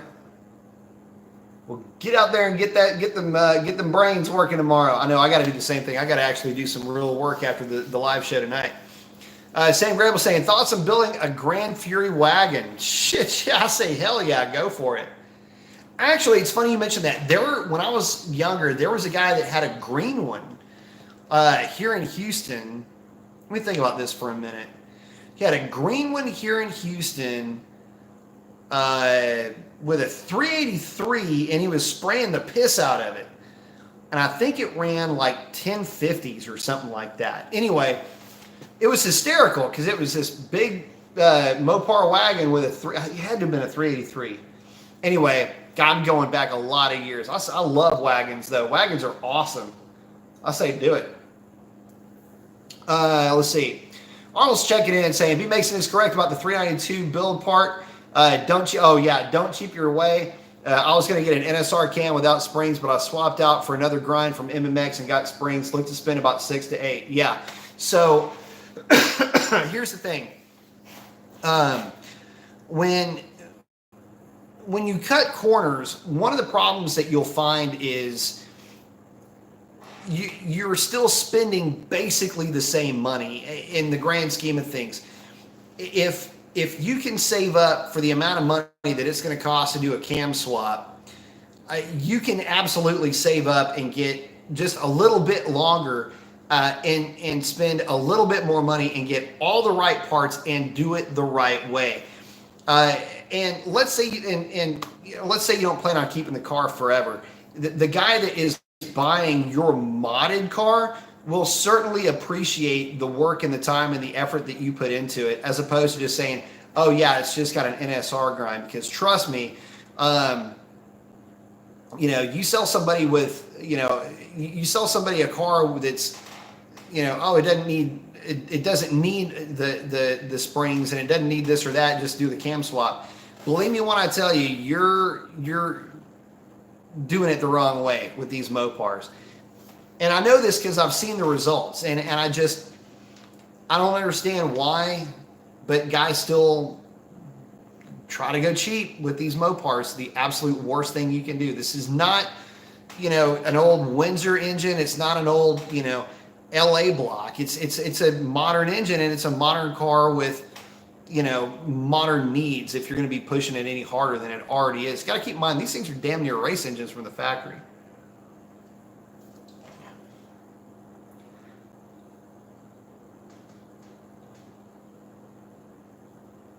Oh, Sam saying, here's an interesting fact on the trucks. The factory crew cabs ended in 85 and didn't come back till 02 and a half. No kidding, I didn't know that. Hey, Quick Brick, Rob's in, saying 46 watching and 16 likes. What? Oh, I guess that is right. We're up to 22 now. Come on with some likes, fellas. All the great info and advice we get on this channel. Let's show B Mason some love. Yeah, hit that like button. But thank you very much, brother. I do appreciate that, man. Thank you very much. Yeah, I know that the likes thing does something good. I don't know what it does, but it does something. So anyway, but thank you all very much for that. And thank you, brother. I do appreciate that. The contribution to the cause, man. Thank you so much. While I was saying, I hear you with the ramen noodles. That's what I'm eating, saving up for some front matching race stars. Absolutely, man. Look, dude, back in the, even still to this day, I don't even know what I'm talking about back in the day. Back in the day was last week, but yeah, I am not above grabbing a few cans of tuna fish and some ramen. What I used to do, this guy's is so shitty. So I used to get those big packets of ramen noodles, and I would actually eat them like chips, like Sandos. Like if I was, especially if I was stuck at my desk, I would eat them like I would take that dirt that comes with them and like sprinkle it on there and just eat it like it was a giant freaking Dorito, man. God, that sucked. And then I would get the God, you could get them the beanie weenies and the big red kidney beans. I would do that. I would get that and white rice, and I would nuke them in the microwave.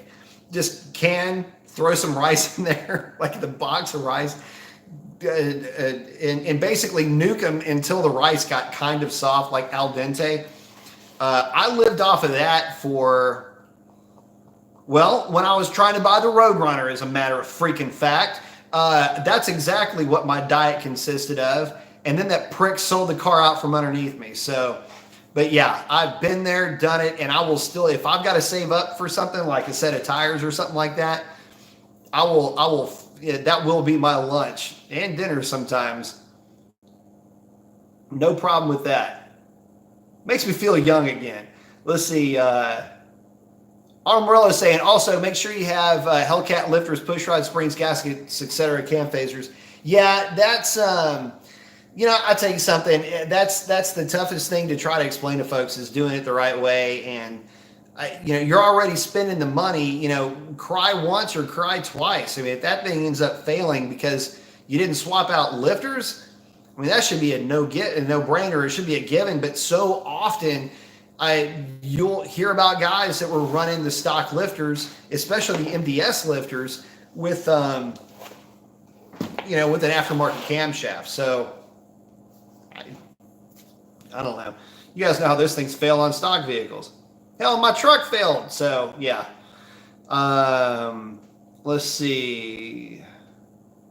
Sam's asking, what about a Little Red Express? So, yeah, you can't find Little Red Expresses anywhere. And honestly, what I'm looking for is not necessarily. I mean, I want something that's solid, but it doesn't have to be perfect. And I wouldn't want to go through rebuilding a Little Red Express because I would want to make it a garage queen. This thing is not laying out to be a garage queen. She is, probably going to end up getting just a garage paint job with. I mean, it's not going to be ratty. It'll be definitely a tough looking truck. But the idea is to just have that, that big awesome looking grill with the ram's head sticking out of the hood and just big block hot rod. If I can ever find one. Jose Padilla saying, hey Mason, hope all is well. What's the first mod recommendation for a red eye? Transmission tune. But if you don't want to forego, warranties and things like that, realistically, it's just going to be weight reduction. And that is going to be about like stuff from my Hellcat. I mean, like I say, it's just got a rear seat delete, which you can get with a red eye. You can also get the 309 gear with the red eye. So for me, I would look at weight reduction before I did any hot rod stuff to it. If we're talking about anything that's going to require unlocking the PCM. Now, if you're okay with foregoing your warranty, then I would say 10% lower, pin the crank, tune and trans tune. That's where I would start, and that will give you a good foundation moving forward if you choose to go even farther with your performance modifications. You could add in a set of fuel injectors just because the stock injectors aren't awesome, but realistically, that's where I would take it. So early on, but then from there, upper pulley, cat delete, and from there E85, and you start getting into that. So. But yeah, really the sky's the limit at that point. One early saying, you're right about the Hemi/440. I guess I was thinking he had or could easily get either one, or he was just curious which one you thought was the better engine. Oh, yeah, no, I would, I don't know. I'm just kind of a big 440 guy. Not that the Hemi's bad. I mean, it's not. It's just... for what I would want that particular power plant to do and what my goals are. I mean, it's always, eye candy when you pop the hood and it's got a Hemi in it. But, I mean, when I'm doing rolling burnouts, my hood's not open. So, Slime Coot is saying, hey, B, you previously mentioned getting FIC 127s from Mining Hellcat similar to Bravo package. Yes. I didn't find 127s listed on their website. They have a 1,200, 130 pound per hour. Is that the set? They may have changed it. Fuel injector connection is who I was talking about. And yeah, they may be listing it under, I'd be surprised if they're listing it under 130s. I think they were 127 and 1,300 is the way they were listing them. But you're in the right ballpark. I don't know if they made any changes since the last time I was on there, but that is the way that I would go, for sure. Yeah, the FICs are a very, very good fuel injector.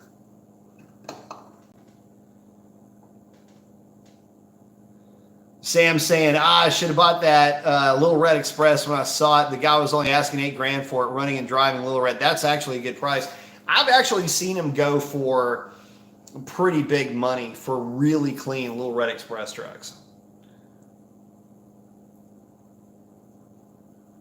Nathan saying, Chrysler makes some amazing looking wheels. What's your favorite OEM wheel from FCA?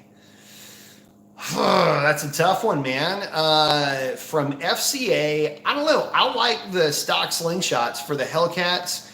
I also like, let me think about this for a minute. The Viper wheels look good, but I mean, as far as the rest of them go, I mean, they all look good. You know, they did a great job designing those things. Sam is asking, have you heard of Nissan possibly buying out FCA? Haven't heard about the Nissan buyout, but there for a while, the company out of China was talking about buying them. Yeah, I don't know. We'll see what ends up. I mean, everybody wants to try to make a play for FCA, especially right now. I mean, they're doing pretty good. So, you know, if FCA was going to sell, now would be the time to do it. But you know, look at the Jeep brand. They're doing great. I just don't see FCA really bowing out. Right now, I think FCA is having too much fun leading into whatever the next CAFE regulations are. But until those hit, I think FCA is going to keep hot rodding everything they can get their hands on. Michael John saying, my Plymouth Duster slant 6 to 440 swap was a blast. I bet. Are you running the headers that go through the fender well? I know I used to see those when I was a kid too. Those are kind of cool. Siphonics, one early SB340 got to make fun of Ford guys when they lose, since they always yelling at our 5.0 respond much better to boost. They get boost and still lose. Let's see. One and only's hanging out with Siphonics right now. Let's see.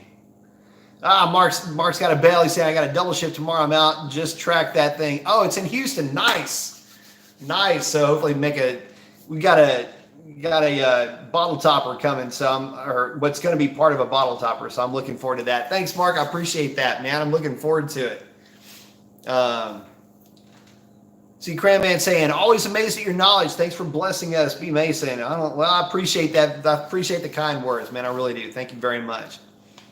ET Racing checking in. Hey, B. Mason, new subscriber. Hey, thanks very much. I appreciate the subscription. Let's see. ET, check out ET Racing. Anyone trying to build something on YouTube? Yeah, check them out. Let's see. Sam Grable saying, back to the Grand Prix wagon. I want to also put it Hellcat running gear. Yeah, that would be pretty sick. Any wagon with a Hellcat engine would be sweet. What about a Trail Duster or Ram Charger? Well, the Ram Charger I thought of, but I've just got a soft spot in my heart for the trucks. But I have been looking at Ram Chargers, mainly because the value on Ram Chargers is actually pretty doable, actually. Either that or a big diesel. Yeah, big diesel in there would be fun, too. See, one early SB, B. Mason and Amarillo, great advice on the 392. You really should follow that advice for any new engine. Yeah, I mean, it's easy to give the advice. It's tough to get guys to actually, understand the value in it and pay for it. That's the thing. They just see the initial number, and of course they're comparing it to everything they've heard for LS, and it freaks them out a little bit. But the reality is that's kind of where we're sitting with these things. So especially when you consider just the cost of the the core for the camshaft is enough to, it's enough to scare you away from it. But it is what it is. Scat 426 saying Hemi is awesome, but Gen 2 Hemi is crazy expensive. Absolutely. Hey, Matt Man saying got an 83 Mercury Capri. Those are such cool cars. 302 and a 5-speed manual. Anyway, 300-mile cam heads and intake card, pushing somewhere around 300 horsepower. What tire should I throw on the rear? Just a street car. I'd say Nitto Tri 5Rs. I know that when I had, my Fox body that my dad still has, that car on, basically making roughly the same power on a set of drag radials is a freaking riot on the street. So that's the way I would go. Toe Cutters is saying, I heard Renault may purchase FCA. I had heard that. And then Siphonic saying, at one early SB 340, they sure do. Always saying, if our 5.0 was 400 plus cubic inches, we would kill the LS. I know. All the time. If. I love that, man. It cracks me up. And the other thing, too, is, it would kill the Hemi. It would do this. You guys do realize, Ford guys, is what I'm talking about, that there was what was it called? Project 903, 905, whatever. Chrysler was developing a four valve Hemi engine. It was actually a Pentastar head, but it was 426 cubic inch, 4 valve setup, overhead cam setup for the Hemis. The Ford SOHC engine wasn't the only one. Hell, Buick was even looking at a 4-valve setup. So, and of course, 4-valve is kind of Hemi just by default, but still.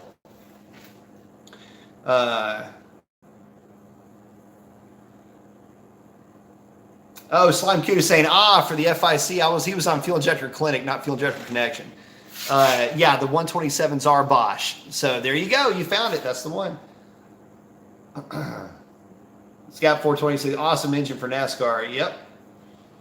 Fender well headed. Oh, Michael's talking about his car with the 440, the Dart.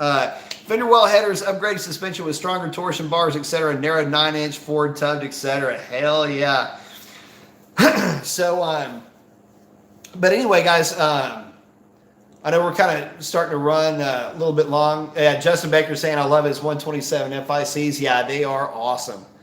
But getting back to it, though, I'm going to get away from the comments for just a minute here. The funny thing was that, when I was, talking about the Hellcat versus some of the older cars that I was looking at, it started to kind of bum me out that there was almost a certain amount of disdain for the newer cars, and it was just really weird the way that the conversation was going there for a while, where some of the guys were going, yeah, of course you want to get the new car, it's so much faster, it's this and that, and I'm thinking, yeah, but the older cars are what got me interested in the newer cars to begin with, and it's been a while since I've owned a old school big block hot rod. I'd kind of like to have that back, but again, after looking at the cost and seeing where things were really going to be, it was, in terms of just finances, it was going to be tough to really justify it. But I figured I could get a D100 for pretty cheap and just hot rod it on the side. The problem with that is that even some of the D100 prices have been astronomical. And again, this is an old pickup truck here we're talking about, and nothing too crazy or special. It's just a truck. So anyway, keep your fingers crossed. I'll keep searching. Hope springs eternal, I guess, like I always say. Let's see, Slime Kuda, any changes needed to a typical Bravo package if a 265 pulley is used instead of a 275, or everything is good, just need a tune? Okay, I'm going to warn you on the 265. So, no, all you need is a tune, but just know this. The 265, it doesn't seem like a big difference. It doesn't seem like it's that big of a deal, but you've got to be on your game when it comes to a tune. Right now, the current record holder for a stock blower is running a 255, but this is a gentleman who has more time tuning his car than anybody else on the planet, and that blower is on borrowed time on a 255. 65, you're good, but you're not great. I don't like 265 pulleys for the simple fact that they have a tendency to go a bit sideways in terms of, well, let's just say that I've seen a lot of cars blow up with 265 upper pulleys. I haven't seen any blow up with a 275 with the right tune. So don't get greedy. 275 will absolutely get you deep into the nines if you're running on E85, but don't just don't get greedy. Take my advice here. I don't want to see you try to pick up an extra 30 or 40 horsepower, and when that 30 or 40 horsepower is just simply, it's not worth the reliability. It's not worth giving up the reliability to pick up that extra power. The economy of scale is way in the house's favor at that point. Scat 4026 saying, thanks for great content. Well, thank you very much. I appreciate that. Michael John saying, Krager drag stars all the way around with 12.5-inch Mickey Thompson's out back. Still could light them up at almost any point below 60 miles an hour. Hell yeah. Scout 426. Yeah, I like it. Winterly SB, it's ridiculous the argument between some Mopar guys about old versus new. Man, I got to tell you something. I still don't get it. I don't understand because you don't see it in Chevy. You don't see it in Ford, but it's some of the old guard with the Mopar guys. I don't know. It will. That is something that will always. I don't know. You know, part of it is, you know, you're the kid now. You know, we were doing this back when, you know, I get that part of it, but you know, it makes it tough. One of the things that makes it tough about today, and this is something that I have to concede, is that we don't have direct connection. We don't have Mopar performance parts per se, and that kind of stings a little bit. You don't have Mopar really backing up on a grassroots level you know, the hot rodders where you've got Chevrolet Performance and of course, you know, Ford Racing Performance parts. I mean, you would think that Ford literally builds the Mustang as a, you know, it's a hobby kit, you know, for guys that want to hot rod their cars. The Mopar is just not like that. And they used to be at one point, and it stinks that they're not like that now. But, you know, I think you've got the, what is it? The Mopar, shucks, what is it? Mopar Pro Shop. They've got that, but even that's kind of, I don't know. It's a little bit cringy with the complete lack of support that you get from Mopar. So, and also too, the Ford catalog, if you ever get a chance to read it, it's very educational. You'd be surprised how much you can learn, not only about some fundamentals of tuning, but, you know, engine building and engine dynamics, things like that, at least in the older catalogs. I've actually got an original 1966 catalog from Ford. And even back then, they were really diving into the, you know, some specifics, and even the owner's manual. I've got that. Well, I'll get it for you.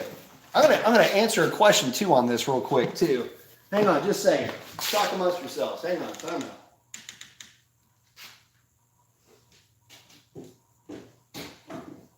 God damn it.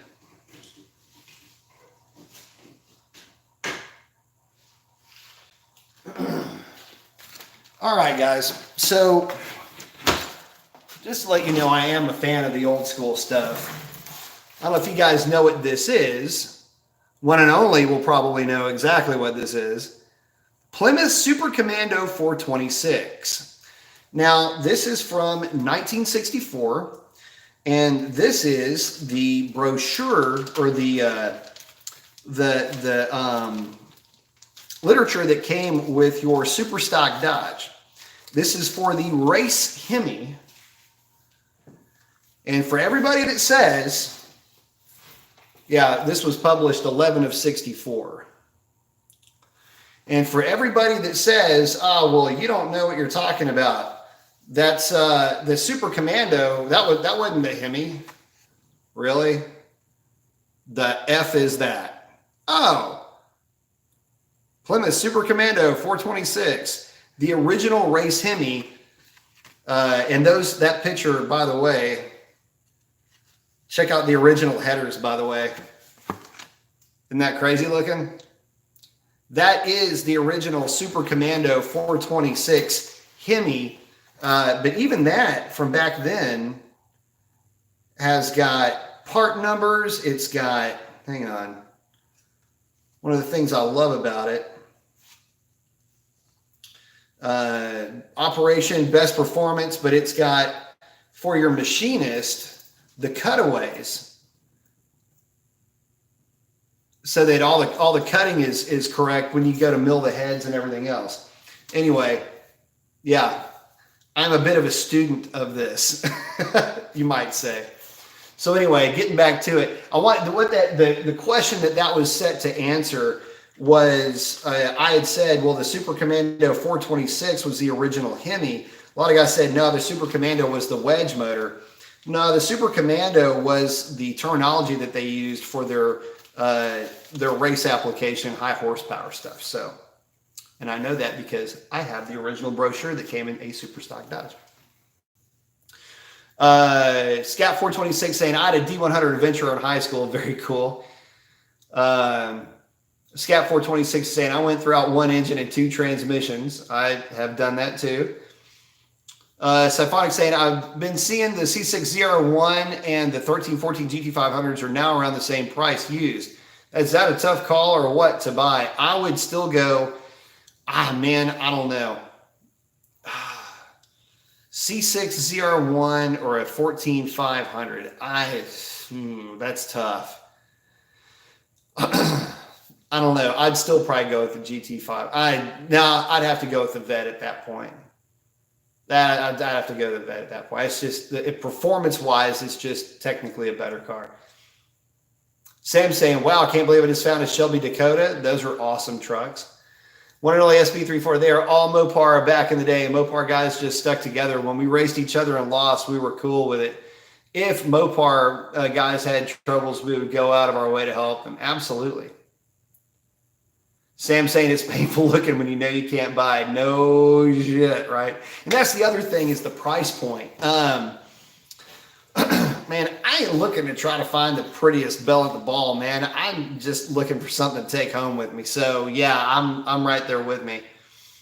One and only SB is saying old versus new versus old direct connection was great. Mopar has stuff, but we don't have nothing close to what we had. Exactly. Nice to hear that from someone else. I will say Mopar is better. Absolutely.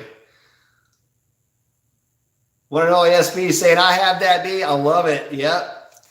Michael Johnson saying, being open-minded is the way to go. I love Mopar, but I've owned Mustangs, including a 71.